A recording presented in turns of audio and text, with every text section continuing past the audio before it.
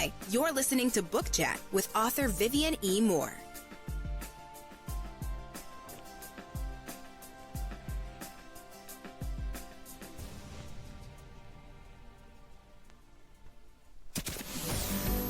Welcome, everybody, to this week's episode. We really appreciate you joining us. This podcast really shows us how we can all learn, live, and thrive off of each other. By sharing our knowledge through our conversations, we will impart some knowledge whilst learning ourselves how to progress even further. Here is your host.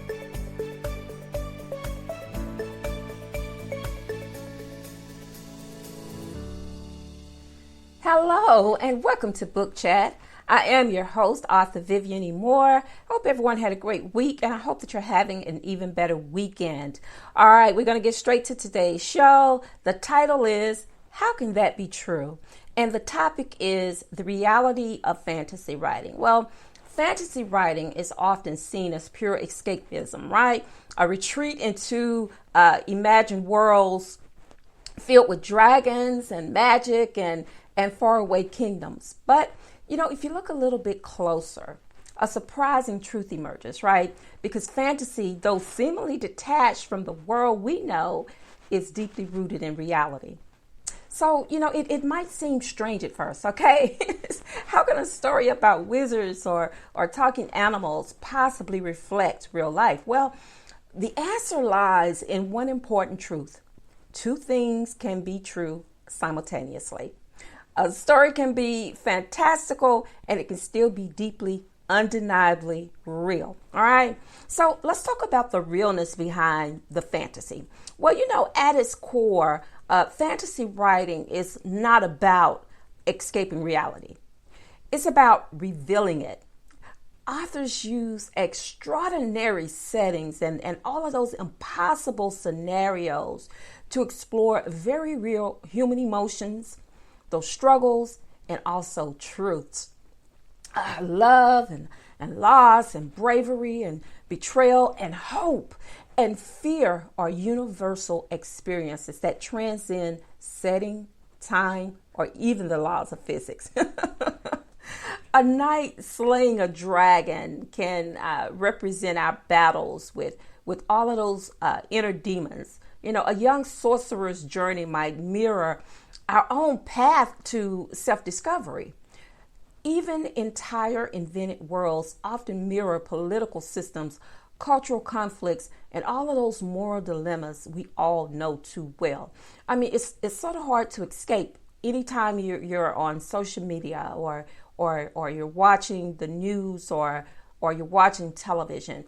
Everything seems like it is fantasy, like it is a movie, but it's also quite real. The fantasy elements, they might be invented, but the feelings they stir and the questions they ask and also the truths they tell, they illuminate quite real. Okay. So last night I was watching The Matrix, and it is one of my favorite movie series, right? And if you are a fan or if you have ever watched The Matrix, then you see how the mirroring of reality, how that movie it just tells a story that some of us are all too familiar with, because it has so many Easter eggs in it that it is sort of hard to miss, if you're watching, if you're paying attention. And that is one of the beauties of fantasy. We know that The Matrix is fantasy, but there are some very real elements in that story. Okay. So sometimes you can have two truths at once. And often in life, it's said that two things can be true at the same time. We see it all the time, right? Because you can be excited and also scared, right? You can love someone and still experience hurt by them. Is that not true? And in fantasy writing, this duality, it plays out on a larger scale because the stories are fictional, yet the teachable lessons and the emotions they evoke are very real. When readers lose themselves in a fantasy novel, they are not abandoning reality, but what they are doing is encountering it in a different form, right? It's a reality that is cloaked in metaphor and magic, but what it does is that it allows readers to see all of those familiar struggles from a new and often more insightful perspective. All right. So let's talk about why this matters. Well, if you understand the reality of fantasy writing and how it deepens our appreciation for the genre, what it does is it reminds us that just because a story setting is in a world different from ours, it doesn't necessarily mean that it has nothing to say about our world. In fact, some of the most powerful truths are told through, the lens of fiction, because it allows us to step back and look at things differently and perhaps see ourselves more clearly. And that is one of the reasons why I love The Matrix so much, because, we see Neo, we see Morpheus, we see Trinity, and all of those things have meaning, because we know that Neo means the one, and Trinity, if you are a religious person and you stand on biblical principles, then we know that the Trinity is, the Father, the Son, and the Holy Spirit. I'm not trying to preach a sermon to you, but I'm just trying to get you to view these similarities that are created in a fictional world, but they are still very true in the world that we live in, especially for those that are believers. But I love The Matrix because it allows you that escapism that we so much need, especially now in this world when so much is taking place. So many things are happening, sometimes all at once, and that makes it very hard to take in, okay, and to deal with on a daily basis, because every day it seems that everything has just been piled on and on and on and on and on. And sometimes you just need that book or that movie that's dealing in a fantasy world to escape to, because it allows your mind to rest, okay, to not think about reality, for a little while, and you can just escape into the fantasy world and just let your mind be at ease and just enjoy what you see. And that's why I love fantasy so very much, that genre, because it has always fascinated me. And really, truly, in all genres, there is a bit of fantasy. There's a bit of everything, if you break it down in across all genres. In romance, you still get fantasy, you get science fiction sometimes. In thrillers, it's all the same. That may not be the main feature of the story, but if you read it and if you are familiar with all those different genres, they all tie in, right? They are all in those stories. The genre may be romance, it may be sci-fi, it may be thrillers or some other type of science fiction, and it could also be fantasy, but all of those things are interconnected. They all they all have their place in those different types of genres. And that's why I love it so very much, because fantasy should matter. It may seem unreal. It may seem like something that, that a child would be thoroughly involved in, but sometimes adults love it too. And I am a serious fantasy fan. I love it. Another one of the great series that I love, not mine, but Diana Gabaldon, is Outlander. If you've ever watched it, if you've ever read the books, or if you have ever watched that series on television. And, I talk about it quite a bit because, that book left an impression on me. Those books left an impression on me. And not only the books, but the series as well, because they adapted it from those stories. And I just love it. It is something that I can just dive into wholeheartedly, and that I could watch, over and over and over again, because that's how much I love it. But still, it has a little bit of everything across all genres. There is something in it for everyone. If you like fantasy, then this is the show for you, or the book for you to read. If you like romance, it's in there. If you like thrillers, it's in there. If you like sci-fi, it's in there, because this book deals a lot with time travel. So if you're deeply into that, then, that's the book series for you, and also the movie series for you, because it is just that good. I kid you not. Okay.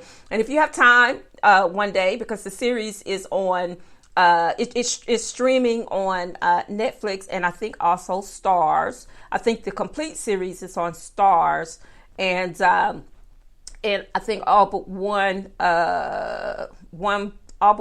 year of the series is on Netflix. So, but pretty much it's all there if you want to take time. If you have some time off, if you have a day to where you can just binge it, just binge watch it. I recommend that you do that, because it's just that good. And also The Matrix, don't sleep on The Matrix.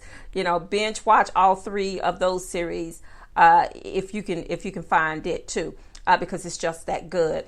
And I kid you not. And that's why, to me, fantasy matters. And I know to those fantasy writers that are out there that, they write fantasy for a living, because they take it seriously, because it is in great demand. It is something that is not just for children, it's for adults.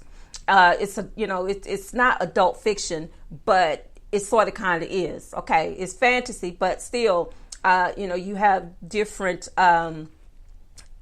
types that is adult fiction. It's for grown-ups and not, for children. So, but if you are deeply into it, I invite you to, just check out a few fantasy novels and read them. Now, I know another great series that deals heavily with fantasy is The Lord of the Rings. Now, I know everybody is familiar with that one. And that series of books and also that series of movies is just phenomenal. So you need to check it out as well. They're long. I tell you that. I will tell you that the series is super duper long. The movies are super duper long. But you get so involved in them that, time just escapes you. You don't even realize that you have sat, and watched a movie for about 2 hours. But some are a little longer than that. But still, it's such a great escapism, just from reality, just for a little while. And but still, you can see the correlation between fantasy and real life. You can see it play out in all of these different scenarios. So I invite you to check out some fantasy, because it will be worth your time, and it will be something that you can talk about, something that you can share, with family members and friends, and or just find a fantasy movie that is family friendly. Lord of the Rings is one of them, and sit down and watch it with your family, because they will enjoy it. Okay. Especially if they take after you and they love fantasy, they will love to sit down and watch a movie with you. So, the next time you pick up a fantasy book, just remember that it's not just a story about, dragons and spells and trolls and and things of that nature. It is a reflection of real life, seen through the magic mirror of imagination. All right, guys, that is the show for today.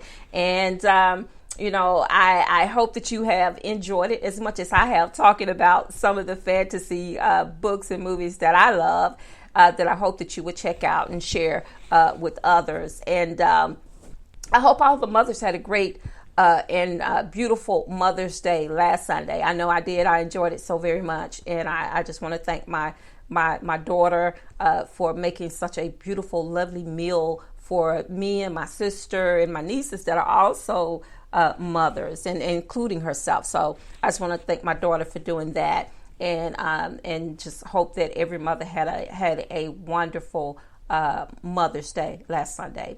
But, like I always say before I end each and every show, remember to tell those how much you care about them today, because tomorrow is not promised, and today may be the only chance you get to say it. So on that note, I love you. I hope you love me back. And until the next time you hear my voice, God bless you and goodbye.